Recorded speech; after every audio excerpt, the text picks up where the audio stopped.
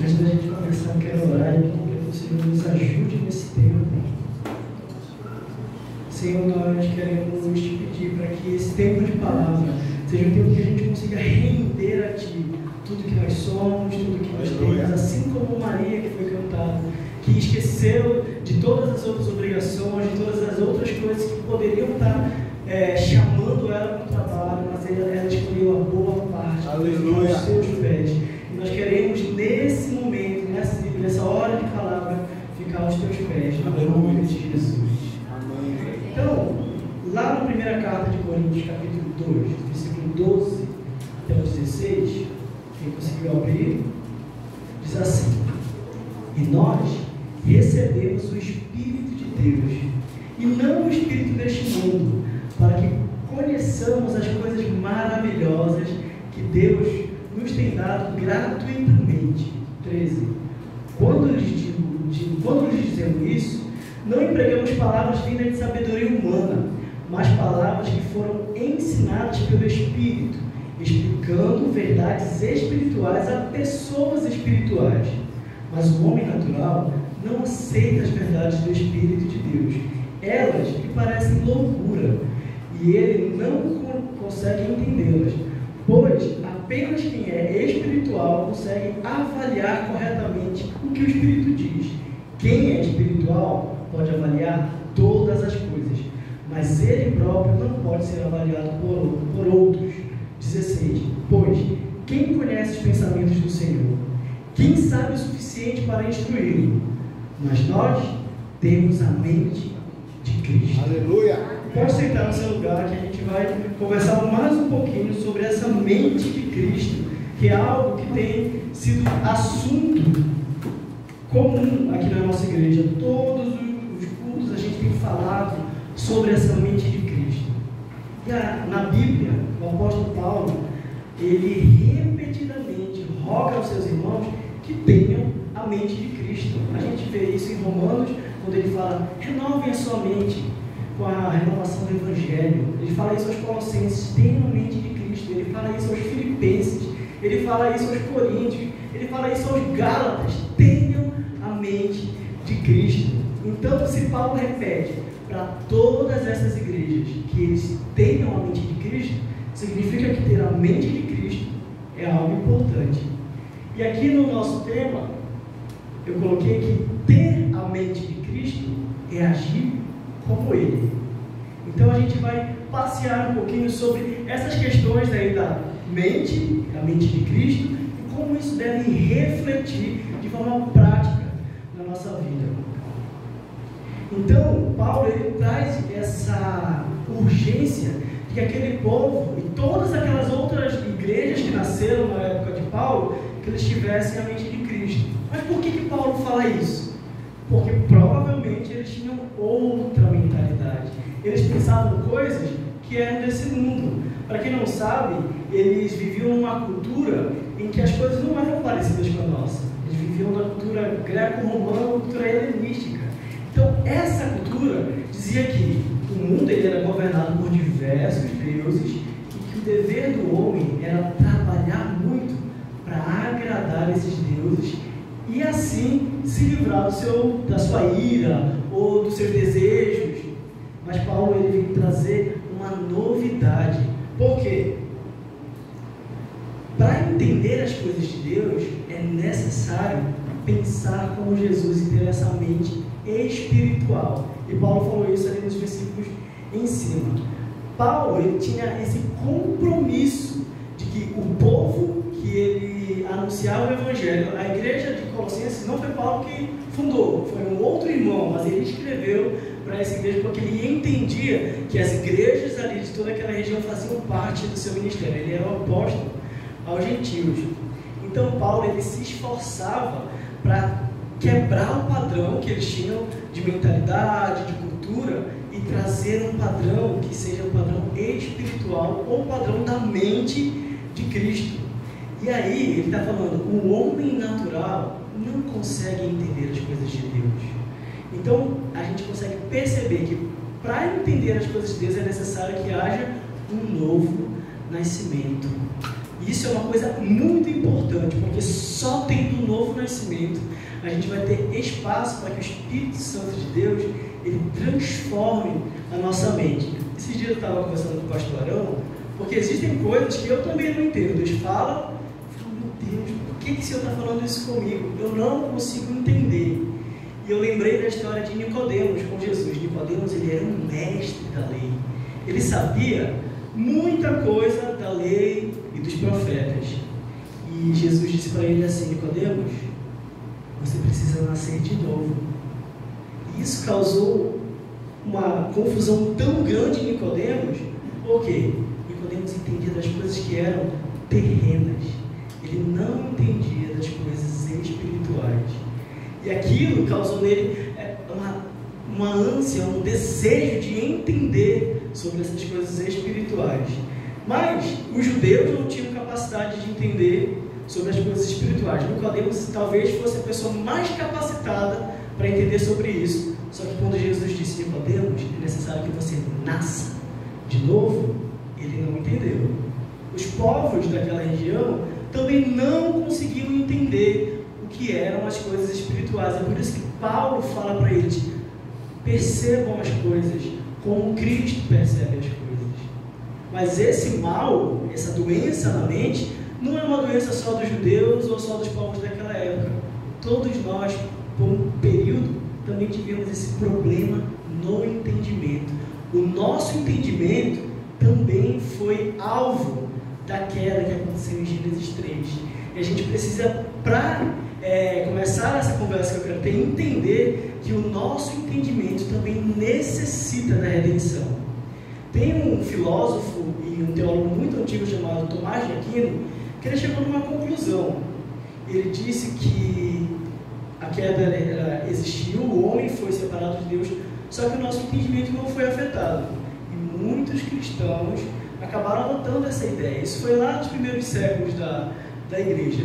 Só que Jesus fala que nós precisamos ser renovados, nascer de novo. E Paulo fala: tenham a mente de Cristo. Então, essa questão de ser transformado, aquilo como a gente vê, as nossas opiniões, aquilo que a gente acha que é importante, ser substituído pela forma como Jesus vê, como Jesus enxerga o mundo, o que Ele acha importante. A nossa mente precisa passar por essa transição. Eu acho que uma palavra que a gente costuma usar é o metanoia, né? Que é essa mudança de mentalidade, e isso é algo muito importante dentro do crescimento espiritual de todos nós.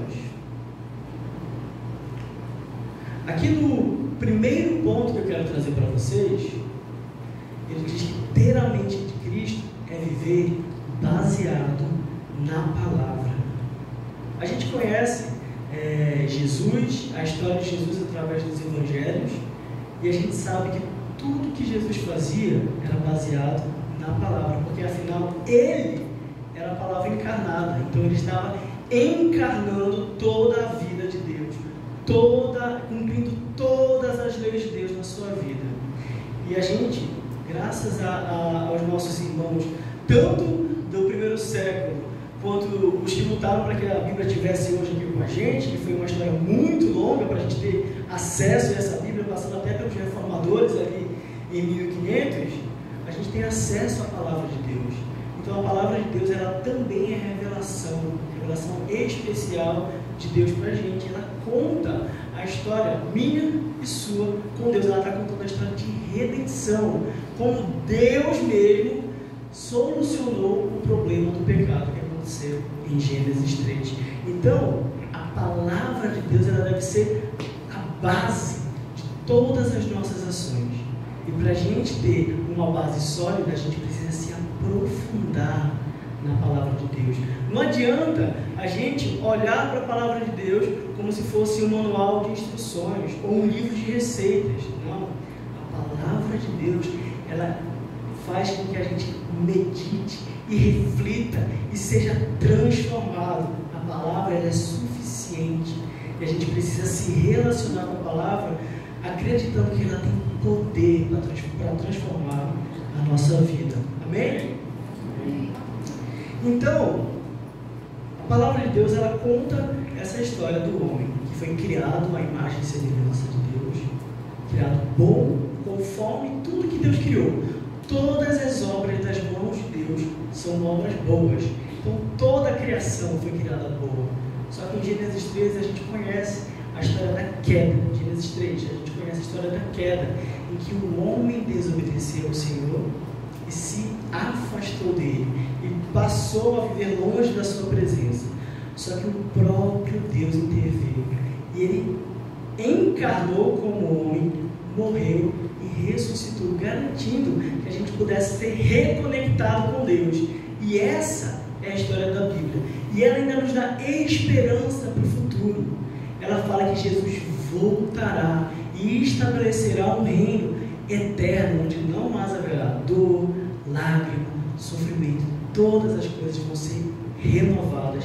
E essa é a história da Bíblia. Essa é a história da palavra de Deus. De Gênesis a Apocalipse, ela aponta para a obra de Jesus e como nós fomos salvos pela sua graça imerecida, mas fomos salvos. Mas mesmo com toda essa história, a gente vive uma tensão. Alguns teólogos chamam isso do já e ainda não.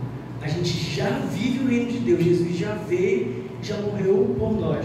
Mas nós ainda não experimentamos de tudo o que Deus tem para nós, por conta que a gente vive nesse mundo caído. E é natural para o homem não enxergar as coisas conforme Jesus enxerga, não pensar nas coisas conforme Jesus pensa, ou a mente de Cristo. Não é natural para a gente agir conforme Jesus agiu. Por isso que a gente precisa entender o que é a mente de Cristo e quais são as ideias que têm sido colocadas em oposição a essa mente de Cristo, ou essa forma de viver que glorifica a Deus.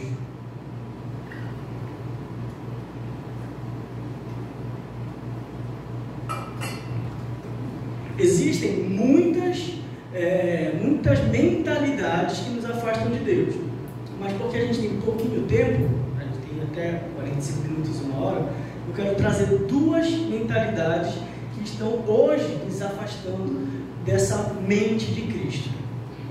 A primeira mentalidade, não tem os slides aqui não, a primeira mentalidade é a mentalidade materialista. A mentalidade materialista, ela coloca em primeiro lugar as realizações pessoais e principalmente aquilo que a gente pode conquistar com o nosso próprio esforço, não rendendo ao Senhor todas as áreas da nossa vida, por exemplo.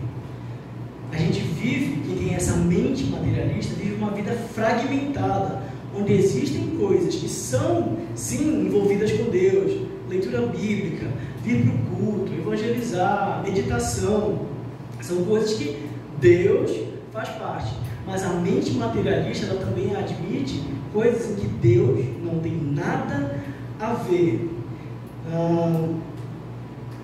Então são meu esforço próprio, meu trabalho, os meus negócios, coisas que, não, isso aqui eu faço, isso aqui é uma coisa que eu consigo fazer. E a mente materialista, ela tem esse desejo de sempre ter progresso, sucesso, sem pensar no outro, e usa Deus simplesmente como um amuleto. Deus me dá isso, Deus me dá aquilo, enxerga Deus como alguém que é como se fosse um banqueiro. Só que a mente materialista é uma mente que, mesmo se esforçando muito, lida com a frustração, porque quem tem a mente dominada pelo materialismo acaba nunca estando satisfeito com aquilo que tem, nunca tem uma palavra de agradecimento, ou nunca tem gratidão no seu coração. Então a mente materialista, ela acaba fazendo com que a gente se esforce muito, trabalhe dia e noite e no final não veja fruto nenhum, porque é na força do nosso braço que vem a mente materialista.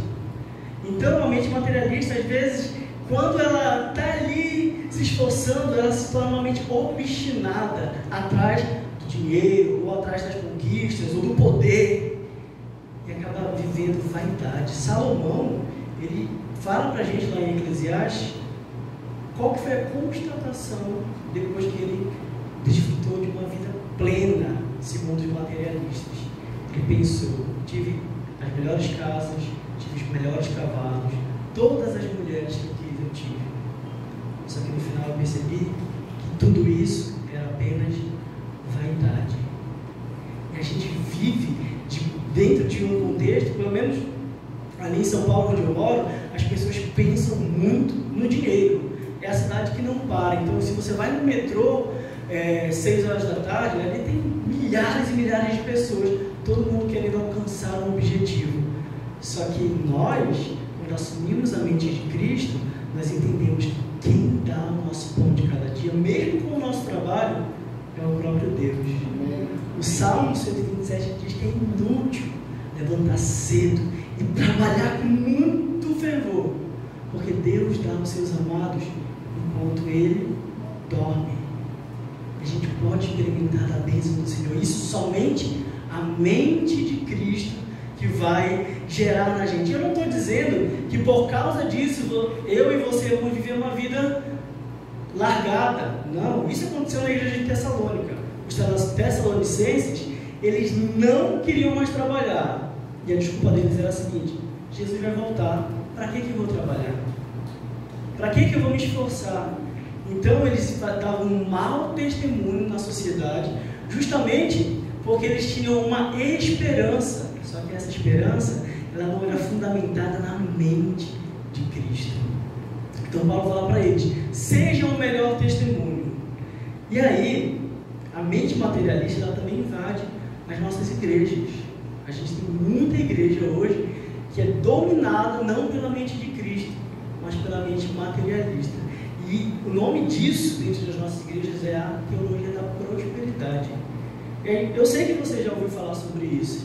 E a teologia da prosperidade diz que Deus tem obrigação comigo, se eu for fiel no dízimo, ou se eu fizer propósito com o Senhor, disso ou de aquilo. Ele tem uma dívida comigo. E a Bíblia, ela fala quando Deus tem uma dívida com a gente. A Bíblia fala lá no Salmo que quando um de nós abençoa um pobre, um necessitado, aí a gente tem emprestado ao Senhor e Ele será fiel conosco. Então eu não quero dizer que trabalhar, se esforçar e ter conquistas é uma coisa ruim necessariamente, mas se a sua mente, a minha mente, ela é dominada pelo ter, isso não é a mente de Cristo. O nome disso é mente materialista. E é a primeira coisa que eu quero pedir para que você perceba: será que isso tem dominado o meu coração? Você ter sonhos é totalmente aceitável. Você precisa ter sonhos, você precisa atingir objetivos, mas tudo isso para a glória do Senhor. O segundo tipo de mentalidade que tem dominado muito mais a juventude é a mente chamada pós-moderna. Eu não sei se você já ouviu esse conceito da pós-modernidade, mas a ideia da pós-modernidade, ela nos leva a viver uma vida afastada de Deus, porque ela não acredita que existe coisas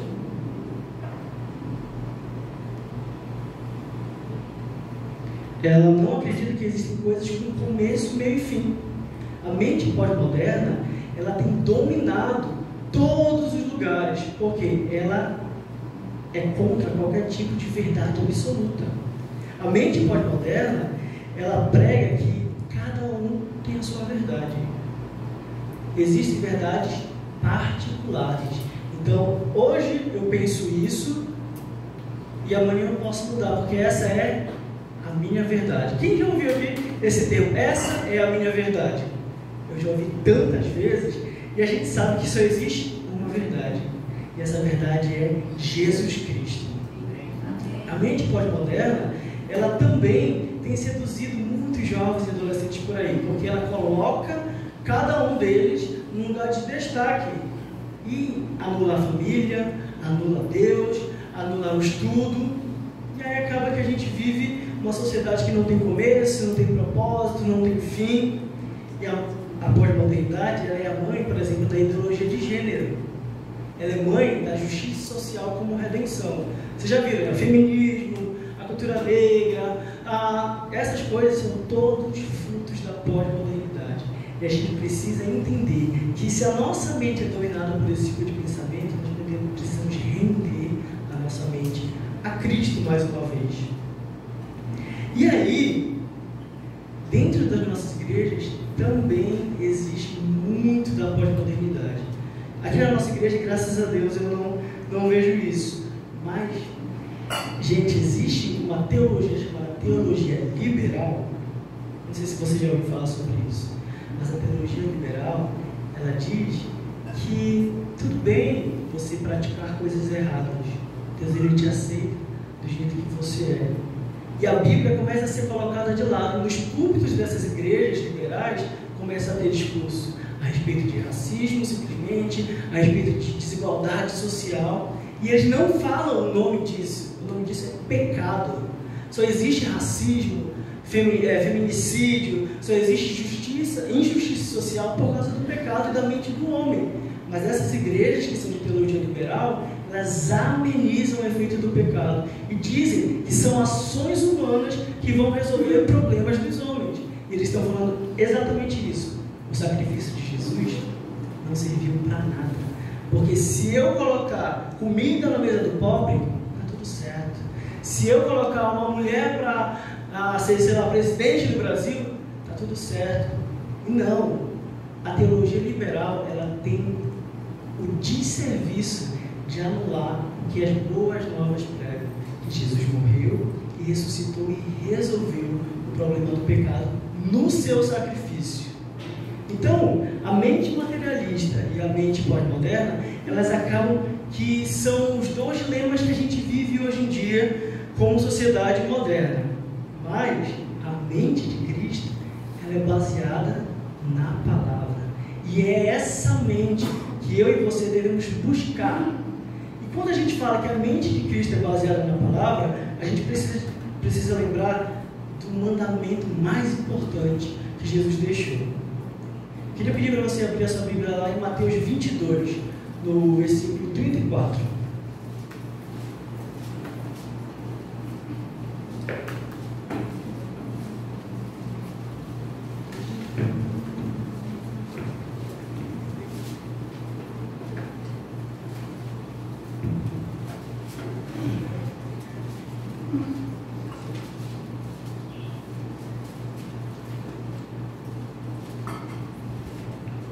Diz assim: sabendo os fariseus que Jesus tinha calado os saduceus com essa resposta, reuniram-se novamente para interrogá-lo. 35. Um deles, especialista da lei, tentou apanhá-lo numa armadilha com a seguinte pergunta: mestre, qual é o mandamento mais importante na lei de Moisés? Jesus respondeu: ame o Senhor seu Deus de todo o seu coração, de toda a sua alma, de toda a sua mente. Este é o primeiro e maior mandamento. O segundo é igualmente importante: ame o seu próximo como a si mesmo. Toda a lei e todas as exigências dos profetas se baseiam nesses dois mandamentos. Jesus, que é a palavra de Deus encarnada, ele dá essa lei para a gente, a lei de ouro. Ame a Deus em primeiro lugar e a seu próximo como a si mesmo. E a gente precisa entender que ter a mente baseada na palavra é aceitar, principalmente, os dias difíceis, as aflições, as dores.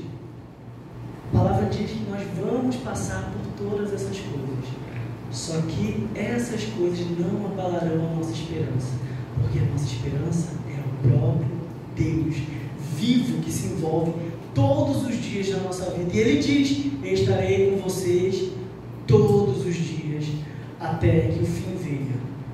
Amar a Deus em primeiro lugar e não as coisas é um grande desafio na nossa sociedade, porque a gente aprendeu que o principal é ter uma casa boa.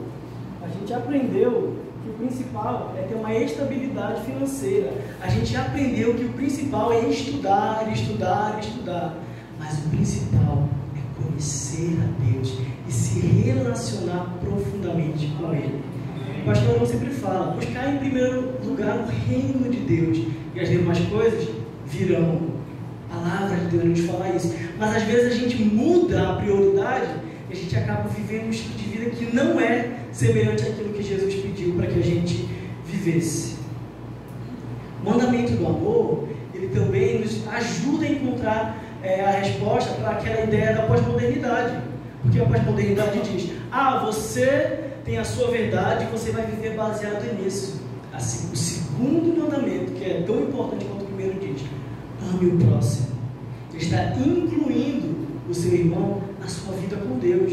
Então, se você ou eu insistimos em querer achar que a nossa vida com Deus é individualizada ou particular, a gente precisa entender que Jesus Cristo nos aponta para o próximo. Os dons e talentos que a gente tem, que a gente falou hoje na escola dominical, servem para servir a sua igreja. Não é para benefício próprio, é para que o outro seja abençoado. Então, se a gente começa a entender que as coisas que a gente tem, ou os planos e os sonhos que a gente tanto almeja, não são a coisa mais importante, sim Deus, a gente está começando a ter a mente de Cristo. E quando a gente entende que o próximo, ele faz parte da nossa vida espiritual, a gente também está tendo a mente de Cristo. Porque a mente de Cristo, que é baseada na palavra de Deus, diz, ame a Deus em primeiro lugar, acima de todas as coisas, com toda a sua mente, todas as suas forças, de todo o seu coração, e ao próximo como a você mesmo. Então a gente precisa entender o que é a palavra de Deus e agora dizer, sim, a mente de Cristo é baseada na palavra de Deus e eu vou ter a mente de Cristo quando eu tiver a minha vida baseada na palavra de Deus. O nosso segundo ponto diz assim, ter a mente de Cristo nos leva a agir com maturidade. No versículo 15 lá do capítulo 2 de Coríntios, diz assim, quem é espiritual pode avaliar todas as coisas, mas ele próprio não pode ser avaliado pelos outros. E isso não está dizendo que quem tem a mente de Cristo vai ser uma pessoa soberba ou superior. Não. Ele está dizendo que quem tem a mente de Cristo tem maturidade para entender as coisas da forma correta. Porque entender as coisas da forma correta é ter o dom que a gente viu hoje, que é, por exemplo, o discernimento de espírito. A gente vai entender o que está acontecendo. E o Espírito Santo capacita cada um de nós com essa maturidade. Os frutos, o fruto, na verdade, que é no singular que a gente vê em Gálatas, ele fala que a gente precisa frutificar, o fruto do Espírito. Só que ninguém aqui come um fruto que não está maduro. Se ele não está maduro, a gente deixa ali um pouquinho de lado. Tem os frutos que ainda amadurecem quando a gente coloca ali no jornal. Ou, se ele passa muito, a gente não vai consumir, porque o fruto que amadureceu e não foi consumido, ele estraga. Então a gente precisa entender que maturidade faz parte da mente de Cristo. O fruto que o Espírito Santo gera em nós, ele precisa cumprir o seu papel. E o seu papel é ser servido às outras pessoas. E nós só podemos servir o fruto que é maduro. O fruto que não está maduro, a gente não serve. E o que está podre, a gente descarta. Então, entender a questão do fruto do Espírito é entender que a nossa vida com Deus precisa frutificar coisas boas. A gente precisa frutificar tudo aquilo lá que está escrito em Gálatas 5. Só que a mente de Cristo gera maturidade na gente. Mas existem duas influências que elas são impeditivo da nossa maturidade poder ser vivida.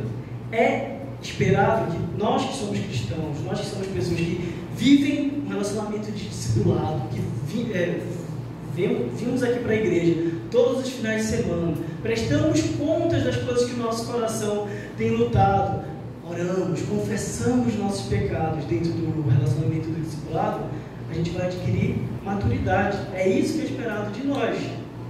Mas A primeira influência é uma influência chamada ego-referência.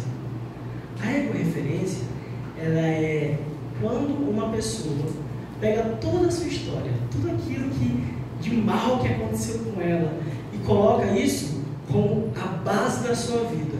Eu não sei se você conhece, mas eu conheço pessoas que não conseguem passar de uma fase ou viver uma vida plena, porque sempre está ali pensando no mal que fizeram com ela, quando que ela foi vítima de coisa A, coisa B, quando que ela foi injustiçada, e ela torna a história dela o ponto principal da vida dela com Deus, e isso impede ela de amadurecer. Do outro lado, existem pessoas que já têm uma vida muito boa, e ela também pega essa vida muito boa e coloca como principal da vida dela. Ah, minha família é uma família muito estruturada, muito rica, a gente tem isso, a gente tem história, ou tudo que eu conquistei me trouxe até aqui. Isso é a ego-referência, quando você coloca a sua história, tanto as suas desventuras, como as suas bem-aventuranças ou suas coisas boas, como principal. Isso é impeditivo do seu amadurecimento. Você não consegue frutificar e servir um fruto maduro se você pensa demais no seu passado e naquilo que te machucou, ou se você vive baseado no seu nome, na sua história, no seu dinheiro. Cristo, ele leva a gente para um lugar de equidade, um lugar onde a gente enxerga a realidade. E a maturidade, ela é manifesta quando aquilo que vem de nós mesmos não é levado em consideração, mas aquilo que Deus faz na nossa vida é levado em consideração. Amém. A segunda influência, ela é parecida com a ego-referência. Ela chama alter-referência. E essa aqui, ela é muito perigosa, porque a alter-referência é quando a gente usa a aprovação dos outros para seguir a nossa vida. E a alter-referência, ela gera uma coisa que é terrível, que é temor dos homens. Quando você ou eu, nós vivemos uma vida baseada na opinião dos outros, a gente começa a frutificar o temor dos homens. E aquele homem que confia ou teme outro homem vai cair. Porque o temor do Senhor é o princípio da sabedoria. E nós devemos nos apegar no temor do Senhor para a gente poder frutificar um fruto que é maduro. E quando a gente usa essa influência de Deus para viver a nossa vida, a gente chama isso de tel-referência. Tel significa Deus em grego, e referência é aquilo que Deus fala. Então, para produzir frutos de maturidade, para ser maduro e ter uma mente como a de Cristo, nós precisamos usar Deus como referência. Aquilo que Ele fala sobre mim, aquilo que Ele planeja sobre mim. E para a gente conhecer esse plano de Deus, ou o que a voz de Deus diz para a gente olha para o primeiro ponto, que é sermos baseados na palavra, que é somente a palavra de Deus, tanto a escrita quanto essa no relacionamento, que vai fazer a gente seguir de uma forma que a gente possa ter a mente de Cristo e agir com maturidade. Lá em Romanos 8, vou pedir para você abrir do versículo 19.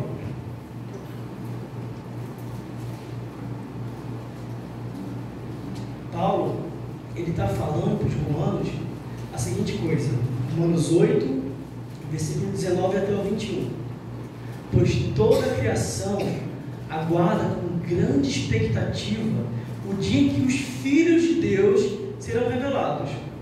Toda a criação, não por vontade própria, foi submetida por Deus a uma existência fútil, na esperança de que, com os filhos de Deus, a criação seja gloriosamente liberta da decadência que a escraviza.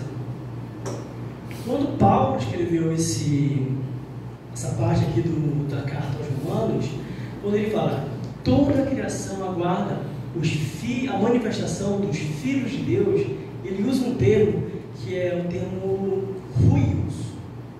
E ruios significa maduros, filhos maduros. Não são os filhos infantis de Deus que vão trazer essa gloriosa liberdade para toda a criação, para toda a sociedade, para todos os lugares. Não é. são os filhos maduros de Deus. E eu acho que vocês vão concordar comigo que Jesus era um filho maduro de Deus.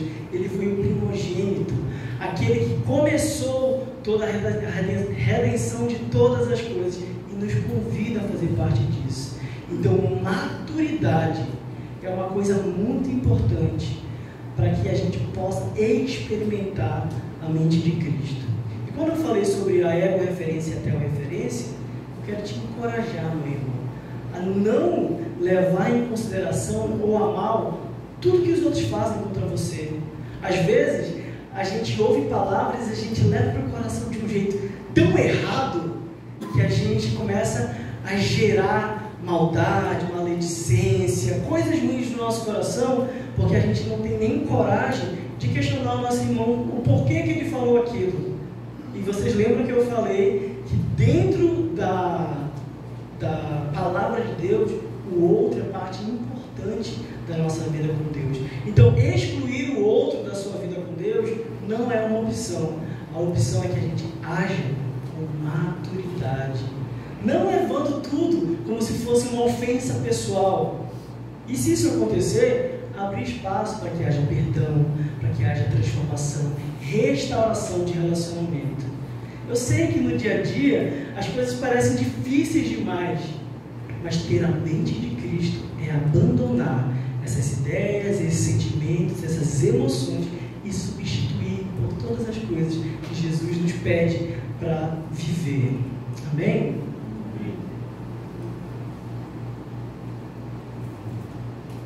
Nosso último ponto de que ter a mente de Cristo nos leva a agir como servos. Os dois primeiros pontos, eles convergem a esse ponto aqui do sermos servos. Jesus, ele foi o maior exemplo de servo que existe. Não existe na história nenhum servo maior do que Jesus. E a atitude de Jesus, ele representa na prática aquilo que habitava na mente de Cristo e no coração de Cristo. Ele veio para servir os seus, e o seu serviço abençoou todas as nações. E eu queria pedir para que você abrisse sua Bíblia em Filipenses capítulo 2, a partir do versículo 3.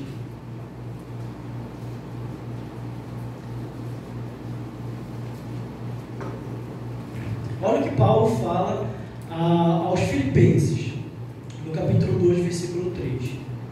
Não sejam egoístas, nem tentem impressionar ninguém.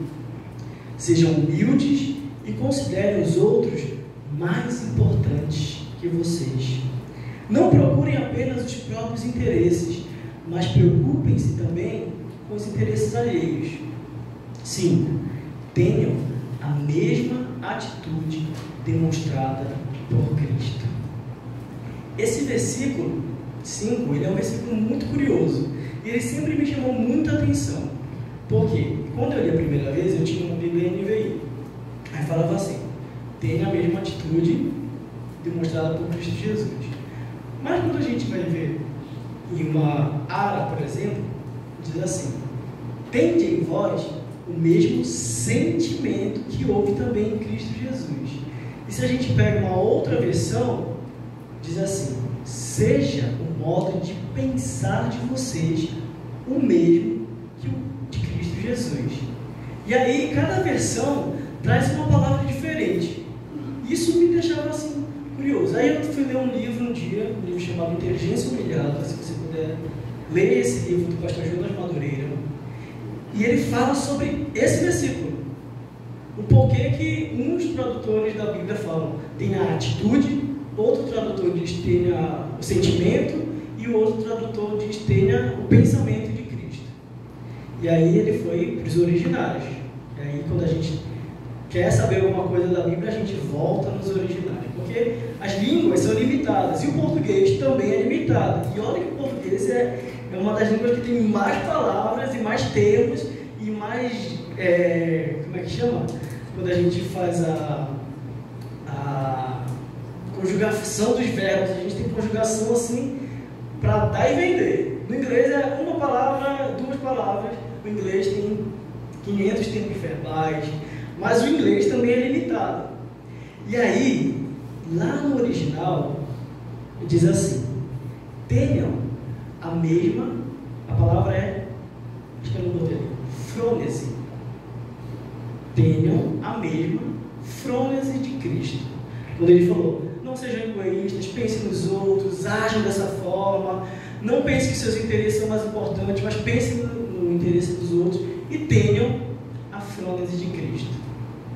Quando ele está falando dessa frônese, que é uma palavra que pode ser nova para você, o que ele está querendo dizer? Ele está querendo dizer, frônese, em termo que significa uma atitude. Então, vou usar a mão para atitude, com a mão pensada e desejada. Não é simplesmente, eu vou fazer, sabe quando você que é filho, a mãe fala assim, lava a louça hoje, e aí você vai lavar a louça, mas você não está desejando aquilo e nem pensou em fazer aquilo antes da sua mãe te pedir. Ou quando você, de segunda-feira, levanta da sua cama e fala, eu vou para o trabalho, mas o meu corpo, só vai o corpo, a minha alma não vai. Isso não é frônese. Hoje eu vou para a igreja, mas eu vou ficar sentado o luto inteiro, não vou levantar para nada. Isso não é o que Paulo está querendo dizer. Frônese é exatamente isso. É uma atitude, sim, que foi pensada. Então você pensou a respeito daquilo, tem a ver com a mente, e você deseja fazer aquilo. Então, quando Paulo fala isso, tenham a frônese de Cristo, ele quer dizer, tenham a mente de Cristo. Cristo, ele não fazia coisas que ele não queria simplesmente fazer. Ele vivia com um propósito, e o propósito maior dele era obedecer aquilo que o seu pai falava. Ele chega ao ponto de dizer que a comida dele é fazer a vontade do pai, que é uma coisa tão essencial. Então, o frônesis que Paulo diz aos filipenses é justamente essa necessidade de abandonar aquilo que eles queriam fazer, ou quando faziam, não queriam fazer, mas faziam por obediência. Não, sejam como Cristo, sejam exatamente como Cristo foi, e tenham essas atitudes desejadas e pensadas para abençoar os outros. Se você continuar lendo lá o capítulo 2 de Filipenses, ele vai dizer, tenham a mesma frônese de Cristo, que mesmo sendo Deus, não teve por usurpação ser igual a Deus, mas antes se esvaziou e se humilhou, assumiu a forma de servo e morreu na cruz. Então, o serviço de Jesus foi um serviço tão profundo, tão pesado, e Paulo está dizendo, você que é cristão, você que é discípulo de Jesus, tenha a mente de Cristo, faça as coisas como Jesus fez, que não é só para os outros verem, não é uma coisa só prática, mas é uma coisa que foi transformada dentro de você. A frônese de Cristo, ela aponta para o serviço, e o serviço, por fim, é ter a mente de Cristo, agir como servos e considerar os outros superiores a nós mesmos, é algo que não é natural para o homem, porque a gente vive num mundo, que dizem, um mundo do cão. Se eu não fizer por mim, ninguém vai fazer. Se eu não fizer a minha parte, ninguém vai ter misericórdia de mim. Mas Jesus, ele está falando, Paulo está falando, sejam como Jesus, porque Jesus deu o seu melhor, mesmo que os outros não merecessem. E isso não ficou para ele. Ele não fala assim, isso aqui é coisa de Jesus. Não. Ele fala isso para todos nós, porque quando nós admitimos a mente de Cristo, nós também vamos ter essa atitude semelhante à de Cristo.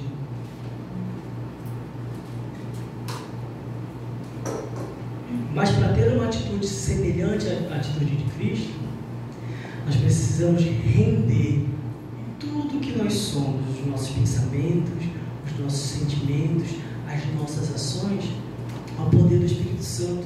Porque nós não temos capacidade em nós mesmos de experimentar e viver a mente de Cristo baseado na nossa força. Não! Nós precisamos ser revestidos Espírito Santo. E somente assim nós vamos conseguir viver a mente de Cristo, expressar a mente de Cristo. Ter a mente de Cristo é colocar em prática todas as virtudes que o Espírito Santo deposita na gente. E aí, para a gente concluir, eu queria só trazer um resumo para a gente. Ter a mente de Cristo é agir como Ele. E para a gente experimentar a mente de Cristo, a gente precisa entender que a nossa mente também foi afetada pela queda e carecemos de redenção na mente. Então, a primeira coisa que a gente precisa viver é um novo nascimento. Aí eu te pergunto, você já nasceu de novo? Sim, graças a Deus. Então, a partir do novo nascimento, você vai ter condições de experimentar a mente de Cristo. A segunda coisa que eu falei hoje foi que a palavra de Deus deve ser o que guia a nossa forma de enxergar a realidade. Nós precisamos nos aprofundar no conhecimento da palavra de Deus, porque não adianta dizer que a gente tem a palavra de Deus como fundamento e a gente não conhece o que está escrito na palavra de Deus. A palavra de Deus conta a história da redenção do homem, mas ela também nos aponta para atitudes práticas que a gente precisa viver, a forma com que os nossos sentimentos precisam ser substituídos de sentimentos maus para bons sentimentos, gerados pelo Espírito Santo de Deus. A terceira coisa que eu falei hoje foi que nós, para ter a mente de Cristo, nós precisamos buscar maturidade emocional e espiritual. A maturidade emocional foi isso que eu falei para você, de não deixar que a sua história ela seja o definidor de como você vai tratar os outros e nem o que os outros falam que vai afetar você. Então você vai viver ali na cartilha dos outros, vivendo no temor dos homens. Não, a maturidade a emocional, ela vem a partir de um relacionamento com Deus e espiritual também. Existe um relacionamento muito importante na vida de todo cristão. O nome desse relacionamento é discipulado. Irmãos, o discipulado ele não é um momento que você vai um momento na semana que você vai sentar para ler uma palavra ou confessar um pecado. Isso vai acontecer eventualmente. Mas o discipulado ele é um dos relacionamentos mais importantes que Deus deu para a gente. E nós precisamos enxergar o discipulado como a nossa oportunidade de gerar e viver maturidade, tanto emocional quanto espiritual. O discipulado ele faz com que o cristão que é novo cresça e amadureça e possa abençoar outras pessoas. Não desista do discipulado. Não enxergue o discipulado como uma obrigação. O discipulado é um privilégio e foi o próprio Deus que estabeleceu esse relacionamento. Jesus era um discipulador e ele ensinou essa forma de como a gente deve se relacionar intencionalmente. E a última coisa que eu falei hoje foi que nós precisamos ter a frônese de Cristo e agir como servos. Ter a frônese de Cristo é justamente fazer o que a gente faz, ter as atitudes que a gente tem, só que pensando sobre isso, e isso gera a emocional, a maturidade emocional e espiritual, e desejando isso, porque Jesus disse que nós devemos amar a Deus em primeiro lugar e o próximo como a nós mesmos. Então que essas coisas nos façam experimentar a mente de Cristo. Ter a mente de Cristo não é algo simplesmente uma ideia legal, não. Ter a mente de Cristo é algo que vai ser expresso de forma prática no seu dia a dia, no seu testemunho, no seu trabalho, junto com a sua família. Então, ter a mente de Cristo é agir como Jesus agiu. Eu quero convidar você a ficar em pé nessa noite.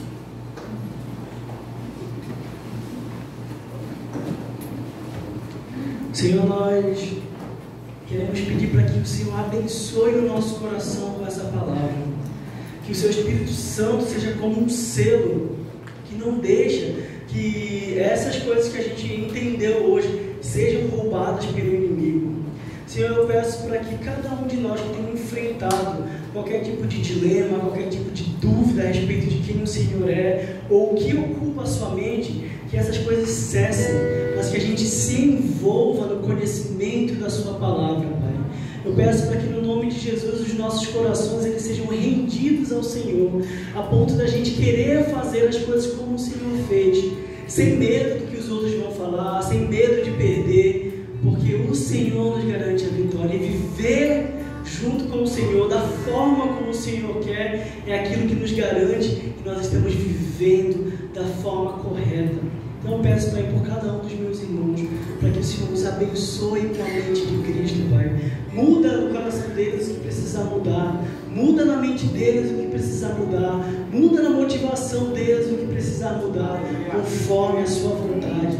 Eu peço, Pai, para que no nome de Jesus sobre nós venha o seu Espírito Santo que capacita a que nós entendamos aquilo que tem na sua mente. E a sua mente é cheia de virtude, a sua mente é cheia de coisas de boa fama, cheia de bondade, cheia de verdade. Nós queremos experimentar a sua mente. Que ao experimentar a sua mente, Senhor, nós consigamos agir como o Senhor agiu. Que o medo ele cesse e o nosso coração possa ser seguro na sua palavra, no nome de Jesus. Continue com seus olhos fechados.